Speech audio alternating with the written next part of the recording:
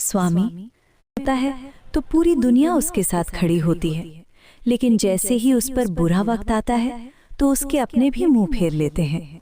आखिर मुसीबत में इंसान अकेला क्यों रह जाता है? क्योंकि पार्वती, ये दुनिया परछाई की तरह है।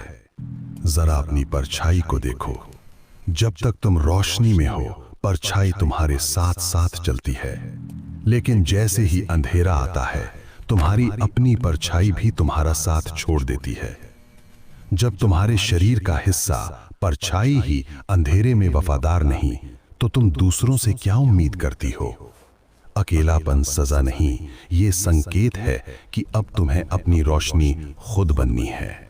सत्य है प्रभु, अंधेरे में सब गायब हो जाते हैं।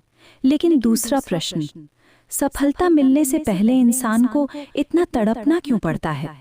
क्या उसे आसानी से मंजिल नहीं मिल सकती? नहीं पार्वती, क्योंकि आसानी इंसान को कमजोर बना देती है। उस तितली को देखो, उसे कोकून से बाहर आने के लिए बहुत जोर लगाना पड़ता है। अगर मैं उस कोकून को खोल दूं और उसे बिना मेहनत के बाहर निकाल दूं, तो उसके पंख कभी मजबूत नहीं होंगे, वो कभी उड़ नहीं पाएगी। इंसान का संघर्ष ही उसके पंखों में ताकत भरता है। दर्द उसे तोड़ नहीं रहा, उसे उड़ने के लिए तैयार कर रहा है। अद्भुत, संघर्ष ही शक्ति है।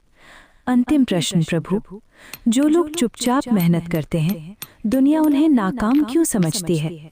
उनकी मेहनत किसी को दिखाई क्यों नहीं देती? क्योंकि निर्माण हमेशा शोर के बिना शांति में होता है। दुनिया उस विशाल पेड़ की तारीफ करती है जो हवा में झूम रहा है, लेकिन कोई उन जड़ों को नहीं देखता जो जमीन के नीचे अंधेरे में मिट्टी को पकड़कर पेड़ को खड़ा रखती हैं।